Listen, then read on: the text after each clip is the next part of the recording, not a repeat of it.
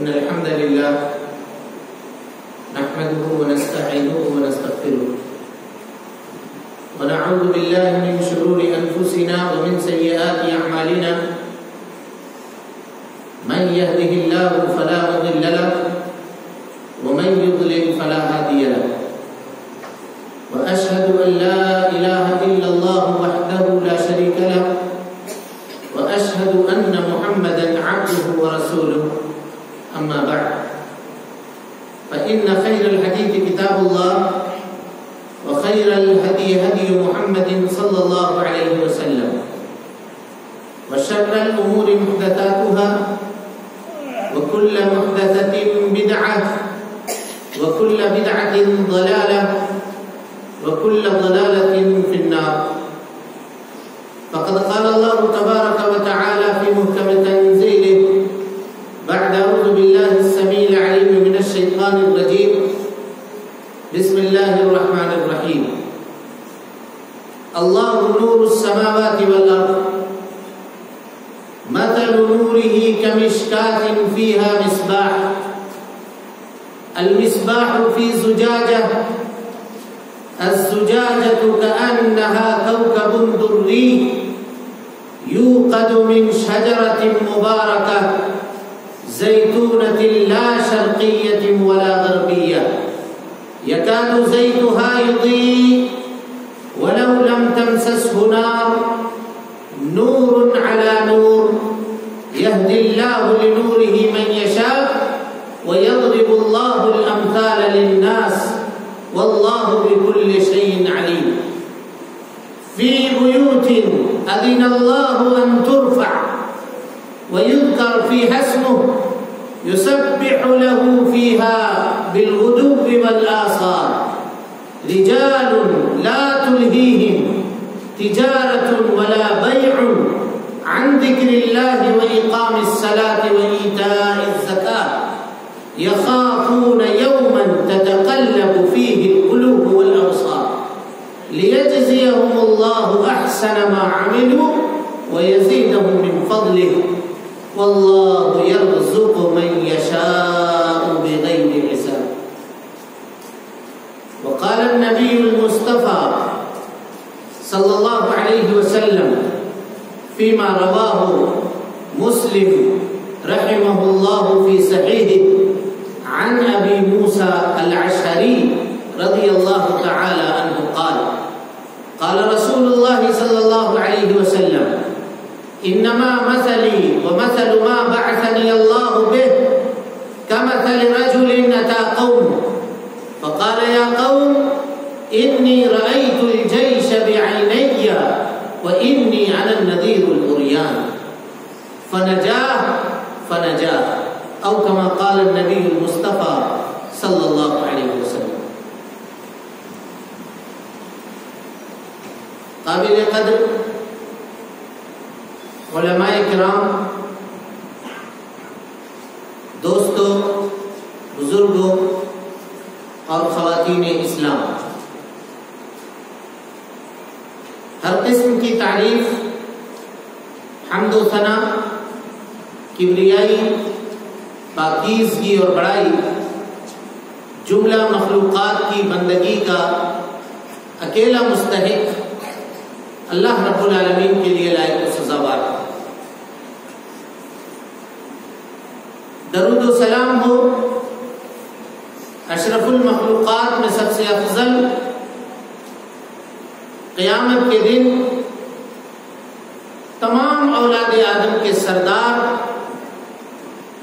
جناب محمد رسول اللہ صلی اللہ علیہ وسلم پر، کہ جن کے ذریعے سے اللہ رب العالمین نے تاریکی کے گھٹا ٹوپ، ظلمت اور اندھیرے میں ٹامک ٹوئی مارتے اس امت کو ہدایت اور روشنی کا راستہ ہموار کیا۔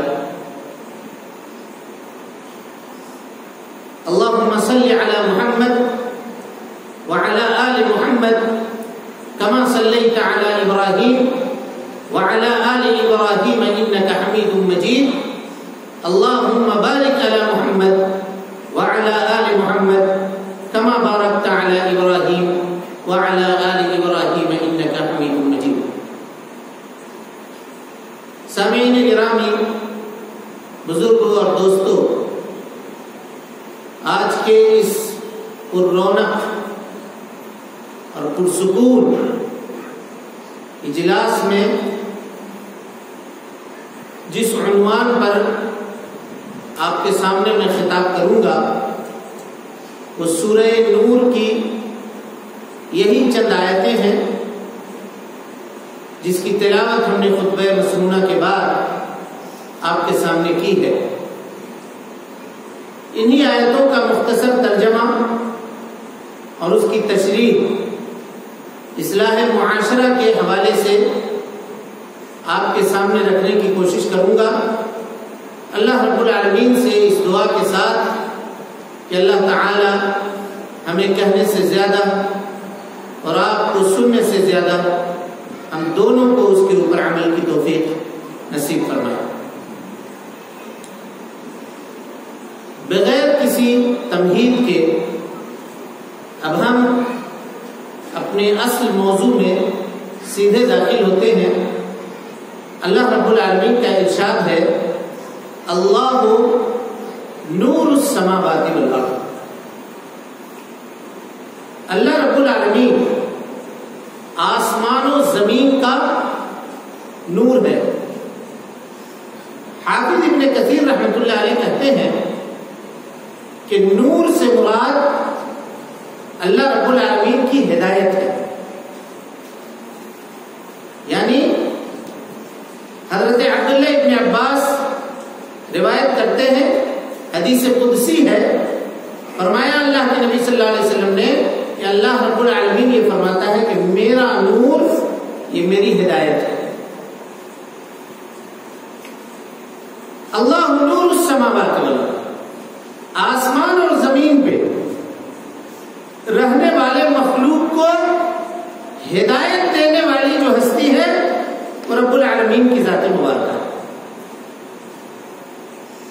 دوسری تفسیر میں جو حضرت عبداللہ ابن عمر رضی اللہ تعالیٰ عنہ سے مروی ہے، حافظ ابن کثیر کہتے ہیں کہ آسمان و زمین کی جو روشنی ہے یہ اللہ رب العالمین کے حکم سے قائم ہے۔ ایک معنی اس کا یہ ہوا، یعنی جس دن اللہ رب العالمین یہ حکم دے دے کہ سورج طلوع نہ ہو تو اس دن پوری دنیا کے اندر اندھیرا چھا جائے گا اور کوئی روشنی کرنے والا یا انسان کو روشنی دکھانے والا، تاریکی سے نکالنے والا کوئی دوسرا نہیں ہو سکتا ہے۔ یعنی یہ پورا نظام، دن کا آنا اور پھر رات کے اس کے پیچھے آ جانا، اندھیرا ہو جانا، تاریکی چھا جانا اور پھر تاریکی کا کھو جانا، گم ہو جانا، دن میں سورج کا نکل جانا، یہ سارا کا سارا کرم یا پورا کا پورا معاملہ یہ اللہ رب العالمین کے حکم سے۔ اللہ نور السماوات والارض۔ اصلاح معاشرہ کے عنوان سے اس آیت کو سمجھنے کی کوشش کیجیے کہ دنیا کے اندر جو کچھ ہے وہ اللہ رب العالمین کے حکم سے۔ توحید باری تعالیٰ کو اگر انسان اپنے معاشرے کے اندر، اپنے سماج اور اپنے سوسائٹی کے اندر نافذ کر لے تو اس معاشرے سے، اس سماج سے، اس سوسائٹی سے برائی کا یکسر خاتمہ ہو جائے۔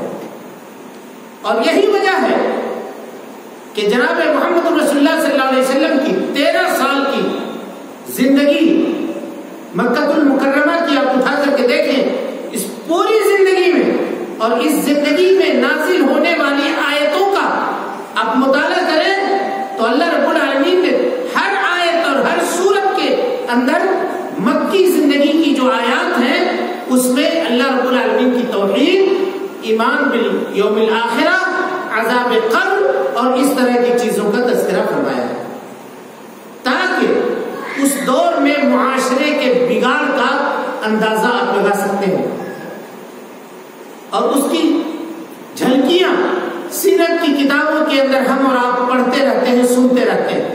یعنی دنیا کی کوئی ایسی برائی دنیا کے اندر نہیں پائی جاتی تھی جو اس معاشرے میں موجود نہ ہو۔ ہر برائی کا گہوارہ تھا وہ قبیلہ یا وہ معاشرہ، کمزور ستایا ہوا تھا، بے کس تھا، امیر اپنے سے غریب کو دبا دیتا تھا، انسان کی زندگی کی کوئی قیمت نہیں تھی، رشتہ داری کی کوئی حیثیت نہیں تھی اور کوئی کسی کی پرواہ نہیں کرتا تھا۔ ایسے اس وقت میں جناب محمد رسول اللہ صلی اللہ علیہ وسلم کا ظہور ہوا اور آپ صلی اللہ علیہ وسلم نے توحید باری تعالیٰ کی دعوت دے کر کے اس قوم کو اس مقام پہ پہنچا دیا کہ یہ سارے کے سارے قیامت تک آنے والے لوگوں کے لیے اللہ رب العالمین نے ان کو آئیڈیل اور ان کو نمونہ بنا دیا، بلکہ ایک ضابطہ بنا دیا ان کی زندگی کو۔ سورہ بقرہ اٹھائیے، اللہ رب العالمین فرماتا ہے فَإِنْ آمَنُوا بِمِثْلِ مَا آمَنْتُمْ بِهِ فَقَدِ اهْتَدَوْا۔ آمنو میں مراد بِمِثْلِ مَا آمَنْتُمْ میں حاضر کی جو ضمیر ہے تم، یہ صحابہ کرام کی ذات مبارکہ کی طرف لوٹ رہی ہے۔ یعنی دنیا والوں سنو، صحابہ کرام سے بعد میں آنے والے لوگوں سن لو، اگر تمہارا ایمان، یہ اللہ رب العالمین کی جانب سے خطاب ہے کہ اگر تمہارا ایمان صحابہ کرام کے ایمان کے موافق ہوا یا صحابہ کرام کے ایمان کے جیسا ہوا فقد اہتدوا، تب تم ہدایت پر ہو۔ وَإِن تَوَلَّوْا، اور اگر صحابہ کے ایمان کے جیسا ایمان تم لانے سے قاصر ہو، ویسا ایمان نہیں لا سکتے تو فَإِنَّمَا هُمْ فِي شِقَاقٍ، تو جان لیجئے کہ آپ پھر اختلاف کے اندر پڑے ہوئے ہیں، آپ پھر بدبختی کے اندر پڑے ہوئے ہیں، گمراہی کے اندر پڑے ہوئے ہیں، سرکشی کے اندر پڑے ہوئے ہیں۔ جو ترجمہ چاہیے وہ ترجمہ اس کا کر سکتے ہیں۔ تو سب سے پہلے اصلاح معاشرہ کے عنوان سے جو چیز یا جس چیز کی طرف ہم کو اور آپ کو توجہ دینی ہے وہ چیز ہے اللہ رب العالمین کی توحید کو خالص کرنا، اللہ رب العالمین کے توحید کے اوپر پورے طور پر گامزن ہو جانا، کاربند ہو جانا۔ اور جب اللہ رب العالمین کی توحید کے اوپر آدمی مضبوطی سے عمل پیرا ہوگا تو اللہ رب العالمین کی جانب سے نعمتوں کا، اللہ رب العالمین کی جانب سے برکتوں کا نزول ہوگا۔ اس کی ایک دلیل آپ سنیں اور اس کے بعد پھر ہم اپنے تشریح کو، اپنے تفسیر کو، سورہ نور کی ان آیتوں کی تفسیر کو ہم آگے بڑھائیں۔ اللہ تعالیٰ فرماتا ہے وعد اللہ الذین آمنوا منکم وعملوا الصالحات. غور سے سنیے گا آیت کو, اسی سورہ نور کی آیت ہے. اللہ رب العالمین نے تم میں سے ان لوگوں سے جو ایمان لاتے ہیں اور ایمان لانے کے بعد عمل صالح کرتے ہیں, ان سے یہ وعدہ کیا ہے. اللہ رب العالمین کا وعدہ ہے, اور اللہ ان اللہ لا یخلف المیعاد, اللہ رب العالمین اپنے وعدے میں جھوٹا نہیں ہوتا ہے, اور اس کو وعدہ کے مکمل کرنے سے کوئی چیز روکنے والی بھی نہیں ہے. اس کے کام میں, اس کے طریقے کار میں روڑا اٹکانے والا کوئی دوسرا نہیں ہے. اللہ نے یہ وعدہ کیا ہے, وعد اللہ الذین آمنوا منکم وعملوا الصالحات لیستخلفنکم فی الارض. اللہ رب العالمین زمین پہ تم کو خلیفہ بنا دے گا, زمین کی بادشاہت عطا کر دے گا. وَلَقَدْ كَتَبْنَا فِي الزَّبُورِ مِن بَعْدِ الذِّكْرِ أَنَّ الْأَرْضَ يَرِثُهَا عِبَادِيَ الصَّالِحُونَ. اللہ رب العالمین فرماتا ہے کہ ہم نے زبور کے اندر بھی نصیحتوں کے بعد جس چیز کا تذکرہ کیا تھا وہ یہی تھا کہ یہ زمین اصل ملکیت روئے زمین پہ ہمارے صالح بندوں کی ہے. نیک جو جتنا نیک ہوگا اور جتنا صالح ہوگا, اللہ رب العالمین اس زمین کی ملکیت اس کو عطا کر دے گا. اتنا سکون اور اتنی شانتی کے ساتھ روئے زمین کے اوپر وہ زندگی گزارے گا جو جتنا نیک ہو. آج یہ پوری دنیا میں جو عرصہ حیات ہمارے اوپر تنگ ہے, صبح کا کوئی بھی اخبار آپ کھول کر دیکھیں وہ ایسا نہیں ہوگا جو ہمارے لیے خوشی اور مسرت کا پیغام لایا ہو. ہر ایک روز ایک نئی سازش اور ایک نئے چال کے ذریعے سے مسلمانوں کے اندر گھیرا بندی کو تنگ کیا جا رہا ہے, جس کا مشاہدہ آپ جانتے ہوں گے, جس کا مشاہدہ آپ کرتے ہوں گے. اس حکومت کے آنے سے پہلے جو حکومت کے یا سیاست کے جانکار ہیں, غور سے سنیے گا, انہوں نے یہ لکھا تھا کہ جب یہ حکومت آ جائے گی تو اب اس روئے زمین پہ مسلمانوں کا قتل خونریزی ویسا نہیں ہوگا جیسے پہلے ہوا کرتا تھا. غور سے سنیے گا, کہا کیوں نہیں ہوگا؟ کیا اس لیے نہیں ہوگا کہ اس حکومت کے پاس وہ نسخہ مل چکا ہے جس سے یہ اپنے مخالف مسلمانوں کو کنٹرول کر سکے, اور اس نسخے کو ان لوگوں نے حاصل کہاں سے کیا ہے؟ تو آپ اٹھا کر دیکھیں, یہ حکومت آنے سے پہلے اس حکومت کے کارندوں نے پورے دنیا کا دورہ کیا, اور خصوصاً اسپین کا.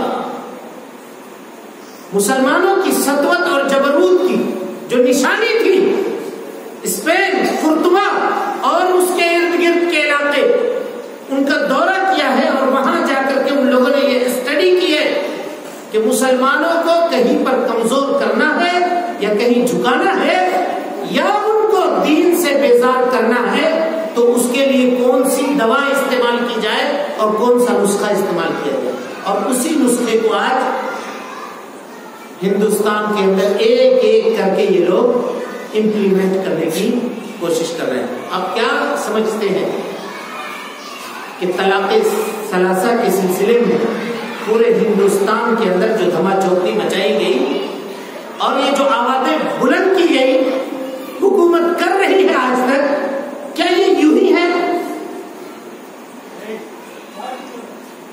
اس سے پہلے کسی کو اس تعلق سے کوئی بات نہ سوجھی, اب ان کو یہ بات سوجھی ہے. کیا یہ یوں ہی ہے بغیر کسی فائدے کے ہے؟ میرے بھائیوں, یہ ہم سے اب ویسا ہی کام کروانا چاہتے ہیں جو کام گزشتہ قوموں سے ان لوگوں نے کروا کر کے ان سے ان کی حکومت کو چھینا ہے یا ان کو تباہ و برباد کیا جائے. اور یہ چیز آج اس ہندوستان کے اندر ہم مسلمانوں کے اوپر آزمایا جا رہا ہے, ہم مسلمانوں کے اوپر ڈالا جا رہا ہے.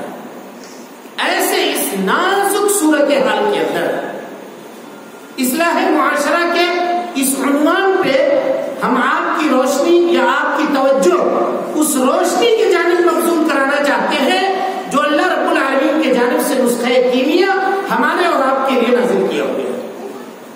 اس کو آپ غور سے سمجھنے کی کوشش کریں اور انشاءاللہ اس معاملے کی اصلاح کی کوشش ہمیں بھی چاہیے کہ ہم کریں اور آپ کو بھی چاہیے کہ آپ اس کو سدھارنے کی کوشش کریں. اللہ رب العالمین فرماتا ہے وعد اللہ الذین آمنوا منکم وعملوا الصالحات. اللہ رب العالمین نے تم سے وہ لوگ جو ایمان لائے ہیں اور عمل صالح کرنے والے ہیں ان سے یہ وعدہ کیا ہے کہ زمین پر ان کو خلیفہ بنا دے گا. وَلَيُمَكِّنَنَّ لَهُمْ دِينَهُمُ الَّذِي ارْتَضَىٰ لَهُمْ. اور وہ دین جس کو اس نے تمہارے لیے اختیار کیا ہے اس دین کو روئے زمین کے اوپر جما دے گا, یعنی اسلام کے قدم کو مضبوط کر دے گا. کیسے مضبوط کرے گا؟ اسلام کے قدم کو روئے زمین کے اوپر مضبوط کیسے کرے گا؟ یعنی اس کے لیے ایسے رجال کو پیدا کرے گا, ایسے لوگوں کو پیدا کرے گا جو دین اسلام کے اوپر سختی کے ساتھ عمل کرنے والے ہیں. وَلَيُبَدِّلَنَّهُمْ مِن بَعْدِ خَوْفِهِمْ أَمْنًا. اور تمہارے خوف کو اللہ رب العالمین امن سے بدل دے گا. دیکھ رہے ہیں وَلَيُبَدِّلَنَّهُمْ مِن بَعْدِ خَوْفِهِمْ أَمْنًا. تمہارے خوف کو امن سے بدل دے گا, لیکن اس کے لیے ایک شرط ہے اور وہ شرط کیا ہے؟ يَعْبُدُونَنِي وَلَا يُشْرِكُونَ بِي شَيْئًا. تم سب کے سب مل کر کے بس میری ہی عبادت کرو اور میرے ساتھ کسی دوسرے کو شریک نہ ٹھہراؤ. یہ شرط حافظ ابن قیم رحمۃ اللہ علیہ کہتے ہیں کہ یہ شرط اتنا مضبوط ہے, یہ شرط اتنا مضبوط ہے کہ اس کے اوپر عمل کرنا انسانوں کے لیے مشکل کام ہے. توحید باری تعالیٰ کو حرز جاں بنا لینا یہ بغیر اللہ کے توفیق کے روئے زمین کے اوپر ممکن نہیں ہے. یہ وہ شخص اس کے اوپر پورے طور پہ قائم رہ سکتا ہے جس کو اللہ رب العالمین عقل رساں عطا کرے اور جس کے قلب کو قلب سلیم بنا دے. وہی آدمی توحید باری تعالیٰ کو ایکسپٹ کر سکتا ہے اور قبول کرنے کے بعد اس کے اوپر عمل پیرا ہو سکتا ہے, اس کے تقاضوں کو مان سکتا ہے, اس کے تقاضوں کو قبول کر سکتا ہے. میرے بھائیوں, دوستوں اور بزرگوں, اللہ رب العالمین فرماتا ہے مثل نورہ. اب اللہ اپنے نور کی مثال دے رہا ہے. دیکھیے مثل نورہ کمشکات فیہا مصباح. اللہ رب العالمین کے نور کی مثال ایسی ہے. مشکات کے دو معنی کرتے ہیں. ایک معنی کہتے ہیں مشکات مانے تاب اور دوسرا معنی کہتے ہیں مشکات چراغ کے اندر اس جگہ کو کہا جاتا ہے جہاں پلیتا لگایا جاتا ہے. موضع الفتیل, جس جگہ پہ پلیتا لگایا جاتا ہے اس کو مشکات کہتے ہیں, یا مشکات کے معنی تاب کے بھی کرتے ہیں. فیہا مصباح. اور کچھ لوگوں نے کہا کہ یہ مشکات جو ہے یہ عبرانی زبان ہے, یا بعض لوگوں نے حافظ ابن کثیر نے لکھا ہے کہ یہ ہندوستانی زبان ہے مشکات, اور اس کو معرب بنا کر کے لوگوں نے عربی میں استعمال کیا ہے. اصول فقہ کا معرکۃ العرب مبحث ہے کہ کیا قرآن مجید عربی کے علاوہ کسی زبان کو استعمال کرتا ہے. تو حضرت عبداللہ ابن عباس نے اس کی جو مثال دی ہے وہ مثال ایک لفظ مشکات اور دوسرا لفظ ہے استبرق. استبرق یہ ایرانی زبان ہے اور مشکات یہ ہندی زبان ہے یا عبرانی زبان ہے, وہاں سے عربی زبان کے اندر لیا گیا ہے. عرب نے اس کو استعمال کیا اور اتنا استعمال کیا کہ اس کے اندر اور عربی کے اندر کوئی فرق باقی نہیں رہ گیا. ایک علمی نقطہ تھا جو آپ کے سامنے ہم نے بیان کر دیا. بہرحال اس کی مثال ایک تاک کی ہے. اس تاک میں ایک چراغ رکھا گیا ہو، فیہا مصباح، المصباح فی زجاجہ، اور اس چراغ کے اوپر ایک شیشہ لگایا گیا. الزجاجۃ کأنہا کوکب دری، اور اس شیشے کی مثال جو اس چراغ کے اوپر لگایا گیا ہو وہ روشن ستارے کی طرح ہو. کوکب دری اس ستارے کو کہتے ہیں جو ستارہ ٹوٹ کر کے زمین کی جانب گرتا ہے، اس کے اندر روشنی دیگر ستاروں کے مقابلے میں زیادہ ہوتی ہے. تو اس لیے اس گلاس کو یا جو شیشہ اس چراغ کے اوپر لگایا گیا ہے اس کی مثال اللہ رب العالمین نے دی کہ اس کی مثال کوکب دری کی طرح ہے. حافظ ابن کثیر کہتے ہیں کہ اس لیے چمکدار ستارہ کہا کیونکہ چراغ کے اوپر جو شیشہ لگایا جاتا ہے وہ شیشہ جتنا صاف ہوگا اس کی روشنی اتنے ہی کلیئر ہوگی اور اس کی روشنی اتنی دور تک جائے گی.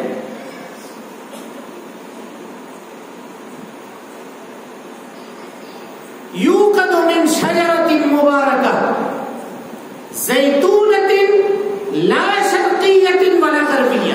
غور کیجیے گا.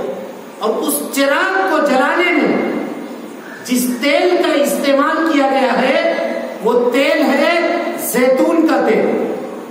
اور زیتون کا وہ تیل، اور کیجیے، زیتون کا وہ تیل جو نہ مشرقی جانب کا ہے اور نہ مغربی جانب کا ہے.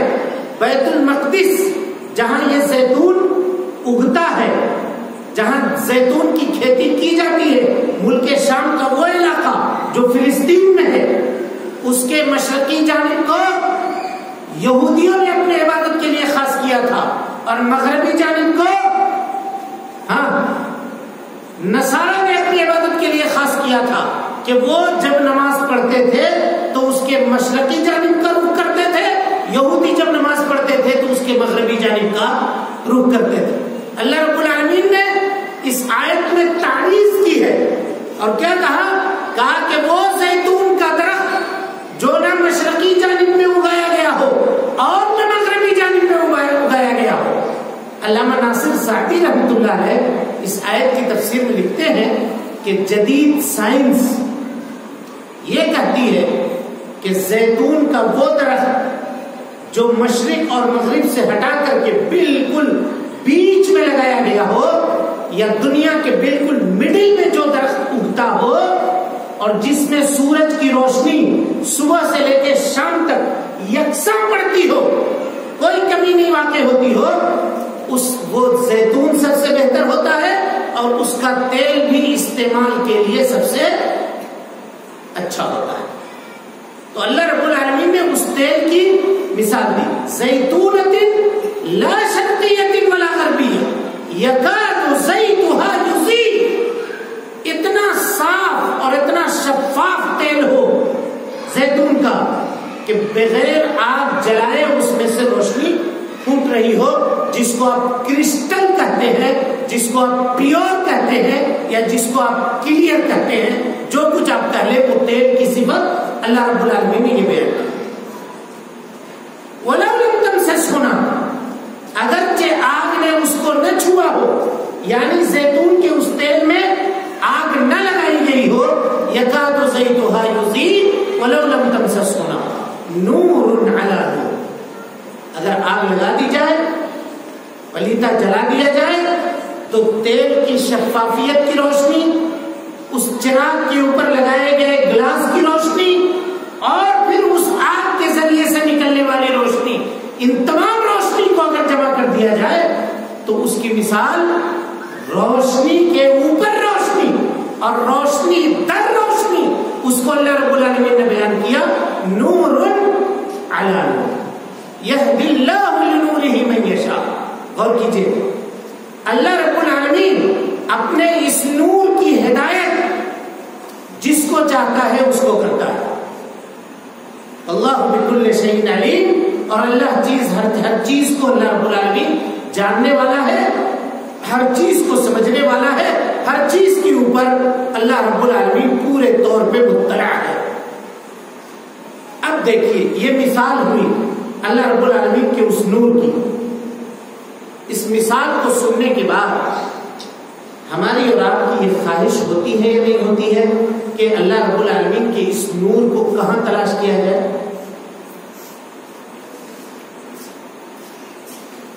کہاں تلاشیں گے اس نور کو؟ ہاں، کہاں ملے گی یہ روشنی؟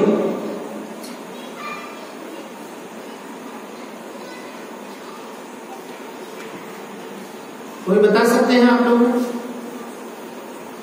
اس کا تذکرہ ایڈریس اب لکھیے۔ اب یہ اللہ رب العالمین ایڈریس لکھوا رہا ہے آپ کو، یہ روشنی کہاں ملے گی؟ ہمیں ایسا لگ رہا ہے کہ شاید ہماری تقریر تھوڑی فاسٹ ہو گئی،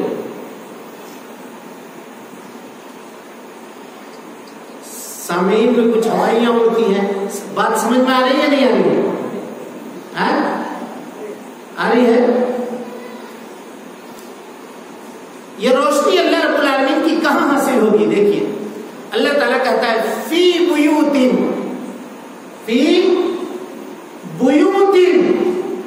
اذن اللہ ان ترفع۔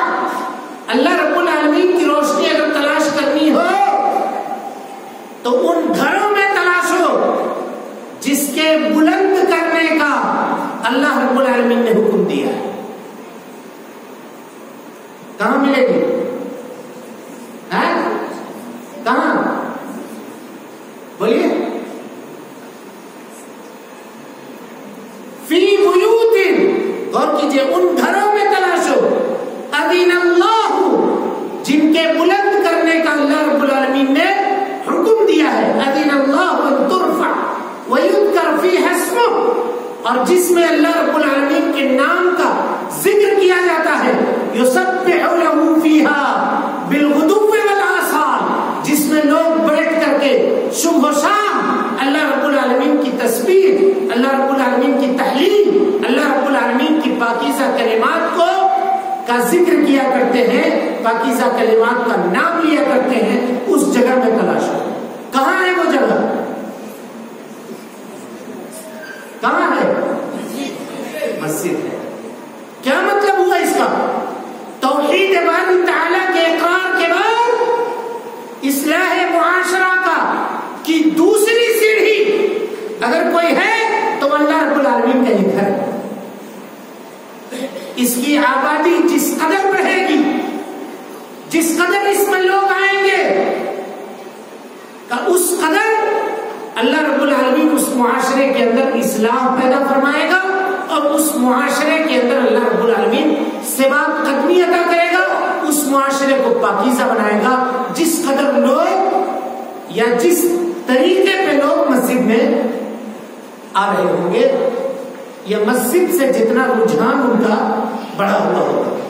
میرے بھائیوں، دوستوں اور بزرگوں، یہ ایڈریس ہم نے آپ کو بتا دیا کہ اللہ رب العالمین کی روشنی کہاں ملے گی، لیکن یہاں آنے کے بعد روشنی سب کو نہیں ملے گی، یہ بھی شرط ہے۔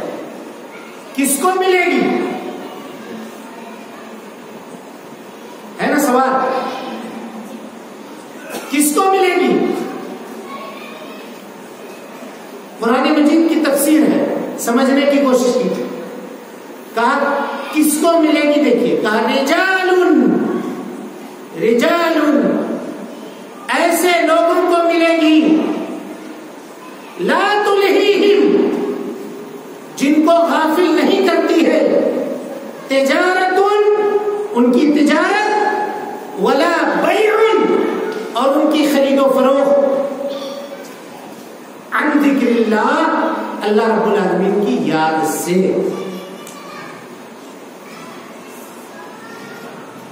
ایک نقطہ یہاں پہ سمجھیے، حافظ ابن کثیر رحمۃ اللہ علیہ کہتے ہیں کہ اللہ رب العالمین نے آیت کریمہ کے اندر تجارت کا بھی ذکر کیا اور بیع کا بھی ذکر کیا۔ تجارت اور بیع. تجارت کے معنی جی خرید و فروخت، اور بیع کے معنی بھی خرید و فروخت. تو جب دونوں کا معنی سیم ہے، ایک ہی ہے، تو پھر دونوں کو ایک ساتھ ذکر کیوں کیا اللہ رب العالمین؟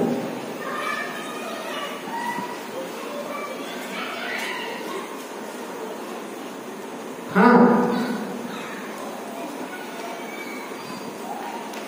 ہے نا سوال؟ بات پوائنٹ کی ہے یا نہیں ہے؟ اگر دونوں میں کوئی فرق ہے تو کیا فرق ہے، اور اگر کوئی فرق نہیں ہے تو ایک ہی لفظ کو 2 مرتبہ ذکر کرنے کی ضرورت کیوں پڑی؟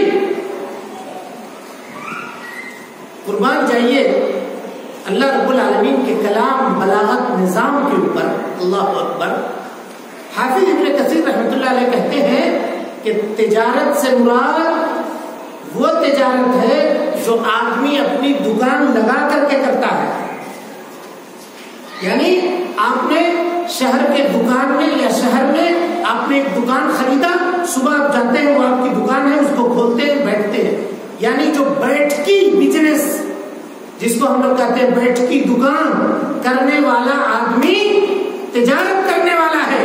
اور بیع کہتے ہیں گاؤں گاؤں، کریا کریا، دیہات دیہات گھوم گھوم کر کے پھیری کرنے والا آدمی، یا بازار ہاٹ کرنے والا آدمی، گٹھری لے کر کے آج جیب کر گیا، کل چمپوا کا بازار گیا، پرسوں نمیر کا بازار گیا، پھر جوڑا گیا، باسپانی گیا، بلانی گیا. اس طرح تجارت کرنے والے کو، خرید و فروخت کرنے والے کو بیع کہتے ہیں. یعنی اللہ رب العالمین نے تجارت کے ان دونوں قسموں کا ذکر کیا. چاہے تم بیٹھ کے بزنس کرتے ہو تب بھی، یا گاؤں گاؤں گھوم کر کے بزنس کرتے ہو تب بھی، دونوں طرح کی بزنس تم کو اللہ رب العالمین کی یاد سے غافل کرنے والی نہیں ہو. ایک آدمی یہ بہانہ کر سکتا ہے کہ مولوی صاحب ہم دن بھر اپنے دکان میں بیٹھتے ہیں، اسی لیے ہم رات کو آتے ہیں دکان بند کر کے، تو اس وقت عشاء کے وقت ہم پوری نماز پڑھتے ہیں، ظہر، عصر، مغرب، عشاء ایک ساتھ پڑھتے ہیں. اور ایک آدمی کہے کہ تم نہ پڑھتے ہو، تمہاری تو دکان ایک جگہ ہے، ہم تو گاؤں گاؤں گھوم گھوم کر کے، دیہات میں، قریے میں، بازار میں بیٹھ کر کے بزنس کرتے ہیں، تو ہم کو تو بدرجہ اولا چھوٹ ملنی چاہیے. ہم کو بدرجہ اولا چھوٹ ملنی چاہیے، ہم تو پڑھتے نہ کریں تب بھی ہمارا چلے گا. اللہ رب العالمین کہتا ہے کہ تجارت کی یہ دونوں قسمیں، جن لوگوں کو اللہ رب العالمین کے یاد سے غافل نہ کرتی ہو، اللہ رب العالمین کی روشنی ان کے دلوں کے اندر تلاش ہو. یعنی اصلاح معاشرہ کی تیسری سیڑھی یہ ہوئی کہ گاؤں کے اندر فرد ہو، مرد ہو یا عورت ہو، نوجوان ہو یا کوئی بھی ہو، تجارت کرنے والا ہو یا تجارت نہ کرنے والا ہو، یہ سب کے سب اس کو چاہیے کہ وہ نماز پڑھے، اللہ رب العالمین کے سامنے جھکنے والا ہو. حضرت عمر ابن خطاب رضی اللہ تعالیٰ عنہ کہتے ہیں کہ اگر ایک شخص کی زندگی میں، غور سے سنیے گا جملے کو، کہتے ہیں کہ اگر ایک شخص کی زندگی میں نماز نہیں ہے، چاہے وہ مرد ہو یا عورت ہو، تو کہ اس شخص کی زندگی سے تم کسی خیر کی امید مت رکھو، کسی خیر کی امید مت رکھو. کہا کیوں؟ کہ اس لیے کہ جو آدمی رب العالمین کے ساتھ مخلص نہیں ہو سکتا، اللہ رب العالمین کے حقوق کی ادائیگی میں مکمل نہیں ہو سکتا، وہ آدمی دوسرے کے حقوق کو زیادہ ضائع کرنے والا ہوگا. یعنی جو آدمی اللہ رب العالمین کے لیے امانت دار نہیں ہے، تو وہ ہمارے اور آپ کے لیے امانت دار ہرگز نہیں ہو سکتا، کبھی نہیں ہو سکتا. اور یہی وجہ ہے حضرت عمر ابن خطاب رضی اللہ تعالیٰ عنہ کی زندگی میں آپ نماز کو کی اہمیت کس طرح دیتے تھے، اس جو ایک واقعے سے جو بر وقت مجھے یاد آیا، اس کو آپ سنیے اور پھر ہم اپنے موضوع کو آگے بڑھائیں گے۔ کہتے ہیں خلیفہ راشد حضرت عمر ابن خطاب رضی اللہ عنہ کے دور میں ایک جگہ مسلمانوں کی جہاں لڑائی ہو رہی تھی فتح نصیب ہوئی اور مال غنیمت یہ مدینہ منورہ لایا گیا۔ حضرت عمر ابن خطاب مسجد نبوی میں بیٹھے ہوئے تھے، غور سے سنیے گا اس واقعے کو۔ غنیمت کا مال لا کر کے آپ کے سامنے ڈھیر لگا دیا گیا اور جو قاصد ساتھ میں مال لے کر کے آیا تھا وہ بھی پہنچا اور اس نے یہ کہا کہ امیر المومنین کو یہ خوشخبری مبارک ہو کہ فلاں محاذ پہ اللہ رب العالمین نے مسلمانوں کو فتح دیا اور ہم وہاں سے جیت گئے ہیں، ہمارے کمانڈر نے یہ مال آپ کے لیے روانہ کیا۔ پورا مدینہ خوشی سے جھوم رہا ہے کہ مسلمانوں کو اللہ رب العالمین نے فتح دی ہے۔ حضرت عمر ابن خطاب نے آنے والے قاصد سے یہ پوچھا کہ یہ بتاؤ لڑائی شروع کب ہوئی تھی اور لڑائی ختم کب ہوئی؟ تبلیغ کی تاریخ بتا رہا ہوں کہ کب ختم ہوئی لڑائی؟ کہ امیر المومنین فجر کی نماز کے بعد ہم لوگ میدان جنگ میں اترے تھے، فجر کی نماز کے بعد، اور سورج غروب ہو چکا تھا تب ہم لوگ میدان جنگ سے لوٹ کر کے آئے۔ سنیے گا، یہ سن کر کے حضرت عمر ابن خطاب رضی اللہ تعالی عنہ زار قطار ہونے لگے۔ آپ کی آنکھوں سے آنسوؤں کی لڑیاں برسنے لگی۔ صحابہ کرام میں سے ایک شخص کھڑے ہوئے اور کہا کہ امیر المومنین خوشی کا مقام ہے، پورا مدینہ خوش ہے اور آپ رو رہے ہیں، وہ کون سی رونے کی ایسی بات ہے جو آپ کو کھٹک رہی ہے؟ آپ ہمیں بھی بتائیں، اگر وہ واقعی رونے کی بات ہوگی تو ہم بھی خوشی منانا چھوڑ کر کے آپ کے ساتھ روئیں گے۔ حضرت عمر ابن خطاب نے اس قاصد سے یہ سوال کیا کہ کیا سپاہیوں نے تہجد کی نماز چھوڑ دی ہے؟ غور کیجیے گا، کیا تہجد کی نماز چھوڑ دی ہے سپاہیوں نے؟ رات کی نماز قیام اللیل پڑھنا فوجوں نے چھوڑ دیا ہے؟ اب ہم اور آپ اگر ہوں تو ہم کہیں کہ آپ کیا بات کر رہے ہیں امیر المومنین، چلچلاتی دھوپ میں ہم دن بھر تلوار چلائیں اور رات کو تھکے ہارے لوٹ کر آئیں، بستر پہ سوئے نہیں، تہجد کے لیے کھڑے ہو جائیں؟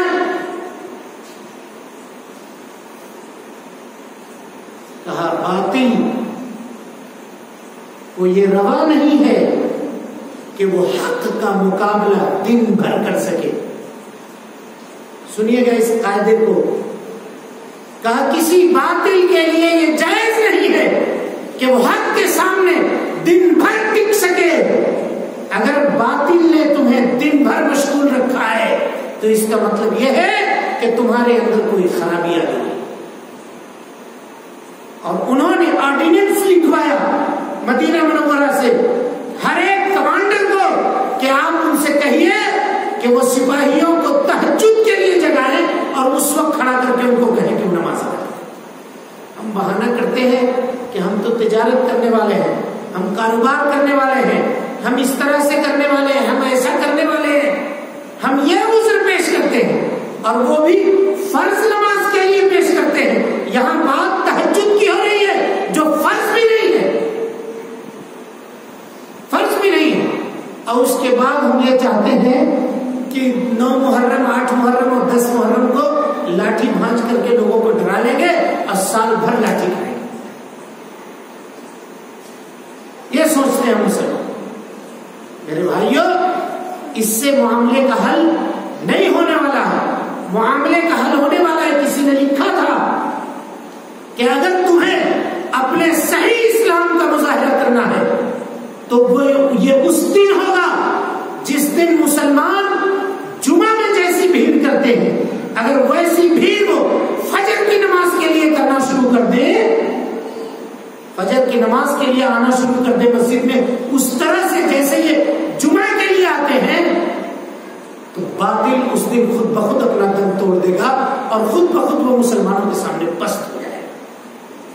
کچھ کرنے کی ضرورت نہیں ہے، ہم کو لوٹنے کی ضرورت ہے رب العالمین کے جانب، ہم کو پلٹنے کی ضرورت ہے اللہ رب العالمین کے جانب، تاکہ وہاں سے جو پاور ہمیں ایمان کا، وہاں سے جو پاور ہمیں دین کا، جو پاور یقین کا حاصل ہوتا ہے، اس کے ذریعے سے بڑے سلطنتوں کو یا بڑے سے بڑے بادشاہ کا رخ ہم پھیر سکتے ہیں اور اس کو ہم بدل سکتے ہیں۔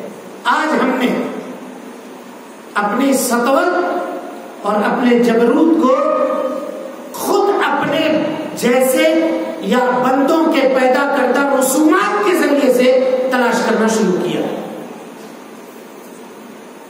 آج ہم نام کہاں تلاش کرتے ہیں؟ ہمارے یہاں اگر شادی بیاہ ہو تو چاہتے ہیں کہ ہم 10 لاکھ روپے خرچ کر دیں۔ کیوں؟ تاکہ کل چل کے لوگ یہ کہیں گے کہ فلاں آدمی دیکھو بھائی کتنا دریا دل ہے، کتنا مالدار ہے کہ اس نے اپنے بیٹی کی شادی میں یا اپنے بھائی کی شادی میں اتنا روپے خرچ کیا۔ عزت چاہتے ہیں اس راستے پہ مال خرچ کر کے جہاں خرچ کرنے کا اللہ رب العالمین نے حکم نہیں دیا ہے۔ تو اگر یہ کر کے عزت ملتی تو میرے بھائیوں صحابہ کرام کی جو شادیاں ہوئی تھیں وہ کھجور کے گٹھلیوں پر ہوئی تھی، کھجور کی گٹھلیوں۔ ایک عورت آئی اللہ کے نبی صلی اللہ علیہ وسلم کے پاس صحابیہ اور کہا کہ یا رسول اللہ انی وہبت نفسی لک، میں نے اپنے آپ کو ہبہ کیا آپ کے لیے۔ اور یہ معاملہ صرف اللہ کے نبی صلی اللہ علیہ وسلم کے لیے جائز تھا کہ کوئی عورت آ کر کے اپنے آپ کو نبی صلی اللہ علیہ وسلم کے ہبہ کر سکتی تھی۔ یہ معاملہ صرف نبی صلی اللہ علیہ وسلم کے ذات گرامی کے ساتھ خاص تھا، خالصۃ لک من دون المؤمنین، مومنوں کے علاوہ اللہ کے نبی صلی اللہ علیہ وسلم یہ صرف آپ کے لیے خاص ہے۔ نبی صلی اللہ علیہ وسلم نے فرمایا کہ مجھے حاجت نہیں ہے نکاح کی۔ ایک شخص صحابی کھڑے ہوئے اور کہا کہ اللہ کے رسول صلی اللہ علیہ وسلم نکاح مجھ سے کر دیجئے، مجھ سے کر دیجئے۔ تمہارے پاس کوئی چیز ہے جو تم اس عورت کو مہر میں دے سکو؟ التمس ولو خاتما من حدید، جاؤ اپنے گھر جا کر کے تلاش کرو، اگر چیک لوہے کی انگوٹھی کیوں نہ ہو۔ گئے وہ تلاش کیا، کچھ بھی نہ ملا، آئے اللہ کے نبی صلی اللہ علیہ وسلم کے بعد اور کہا کہ اللہ کے رسول صلی اللہ علیہ وسلم کچھ بھی نہیں ہے میرے گھر میں۔ کہا کچھ قرآن یاد ہے؟ کہاں اللہ کے رسول مجھے قرآن یاد ہے۔ کہا کہ جاؤ میں نے اس عورت کا نکاح تمہیں اس قرآن مجید کے عوض میں کیا کہ جو قرآن تمہیں یاد ہے تم اس عورت کو پڑھنا لکھنا سکھا دو۔ نکاح ہو گیا، وہ دونوں کے دونوں خوش و خرم رخصت ہوئے اور گئے۔ ان لوگوں کا میرے بھائیوں جب قیصر اور کسریٰ کے دربار میں صحابہ کرام کا تذکرہ کیا جاتا تھا اور خصوصاً حضرت عمر بن خطاب رضی اللہ تعالیٰ عنہ کا، تو قیصر کہا کرتا تھا کہ تم لوگ مہربانی کر کے عمر کا نام میری مجلس میں مت لینا، کیونکہ اس کا نام سن کر کے میرے یہ دونوں بازو بھڑکنے لگتے ہیں، ڈر کے مارے میں خوف زدہ ہو جاتا ہوں۔ کون سا پیسہ خرچ کر کے حضرت عمر بن خطاب نے یہ روگ پیدا کیا تھا؟ بتا سکتے ہیں؟ دین میں تمسک کر کے، دین سے لگاؤ پیدا کر کے، دین کے اوپر عمل کر کے۔ میرے بھائیوں آج کے اس دور کے اندر بھی ہمیں اور آپ کو اگر کوئی چیز نجات دلا سکتی ہے، کوئی چیز اللہ رب العالمین سے قریب کر سکتی ہے تو وہ دین کے اندر تمسک ہے، دین سے لگاؤ ہے۔ لیکن یہاں بھی ہمیں اور آپ کو ہوشیار رہنے کی ضرورت ہے۔ غور کیجئے گا، اب ایک بہت اہم مسئلے کی طرف ہم آپ کا کہ رخ کو آپ کے توجہ کو مبذول کرانا چاہتے ہیں۔ خصوصاً آج کے اس دور میں جہاں لوگ علماء سے کم اور انٹرنیٹ سے زیادہ علم حاصل کر رہے ہیں. حافظ ابن قیم رحمۃ اللہ علیہ کی ایک کتاب ہے، بڑی مشہور زمانہ کتاب ہے، تلبیس ابلیس جس کو کہا جاتا ہے، جس کا ترجمہ کیا ہے لوگوں نے. اس کتاب میں انہوں نے لکھا ہے کہ ابلیس کو 2 قسم کے ہتھ کنڈے آتے ہیں، 2 قسم کے. کہا کہ ایک ہتھ کنڈا خیر کا ہے اور ایک ہتھ کنڈا شر کا ہے. کہا خیر کا کیا ہتھ کنڈا ہے؟ کہا جب وہ دیکھتا ہے کہ کسی نوجوان کے اندر یا کسی شخص کے اندر خیر کا جذبہ ہے، اچھائی اور بھلائی کا جذبہ ہے، تو خیر ہی کے راستے سے اس کے پاس آتا ہے، خیر کے راستے سے آتا ہے. اور اس کی دلیل انہوں نے دی ہے، سنیے گا، خصوصاً نوجوان میرے مخاطب ہیں، غور سے سنیے گا. اس کی دلیل دی ہے حافظ ابن قیم نے کہ نبی صلی اللہ علیہ وسلم کے زمانے میں 3 لوگ آئے ام المومنین حضرت عائشہ کے پاس رضی اللہ عنہا. کیوں؟ اس لیے کہ اللہ کے نبی صلی اللہ علیہ وسلم کی عبادتوں کا حال معلوم کریں. مسلم کی روایت ہے، آئے یہ لوگ. ام المومنین نے کہا کہ کیا آپ لوگوں نے قرآن مجید نہیں تلاوت کی ہے قرآن مجید کی؟ کہا کہ جو کچھ قرآن ہے وہ اللہ کے نبی صلی اللہ علیہ وسلم کی روزمرہ کی زندگی ہے بس. یعنی اللہ کے رسول صلی اللہ علیہ وسلم، غور سے سنیے گا، اللہ کے رسول صلی اللہ علیہ وسلم روزہ بھی رکھتے ہیں، افطار بھی کرتے ہیں. نبی صلی اللہ علیہ وسلم نے شادی اور بیاہ بھی کی ہے، اللہ کی عبادت بھی کرتے ہیں، راتوں کو جاگ کر کے عبادت بھی کرتے ہیں اور سوتے بھی ہیں، تجارت بھی کرتے ہیں، امور خانہ داری میں اپنے ازواج مطہرات کا ہاتھ بھی بٹاتے ہیں. جب ان لوگوں نے یہ سنا تو حدیث کے الفاظ ہیں کأنہم تقالوہا. کچھ لوگ کہتے ہیں کہ ان لوگوں نے اپنے عمل کو قلیل جانا، اپنے عمل کو قلیل نہیں جانا، بلکہ اپنے عمل کے مقابلے میں جناب محمد رسول اللہ صلی اللہ علیہ وسلم کے عمل کو قلیل جانا، نبی صلی اللہ علیہ وسلم کے عمل کو قلیل جانا. اور کیا کہا؟ ان اللہ قد غفر له ما تقدم من ذنبه وما تأخر.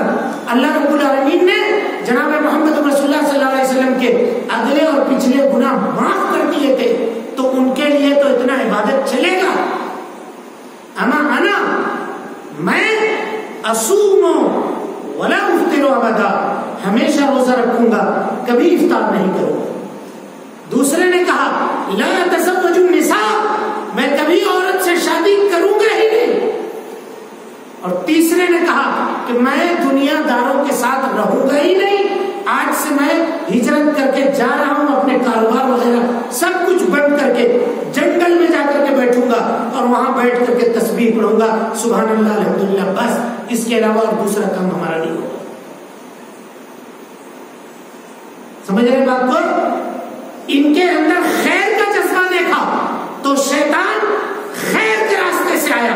اللہ کے نبی صلی اللہ علیہ وسلم کو اس بات کا علم ہوا، آپ نے مسجد میں ممبر لگوائی اور آپ نے کہا انتم الذین قلتم کذا وکذا، تم ہی لوگ ہو جو کہتے ہو کہ میں یوں کروں گا، میں یوں کروں گا، میں یوں کروں گا.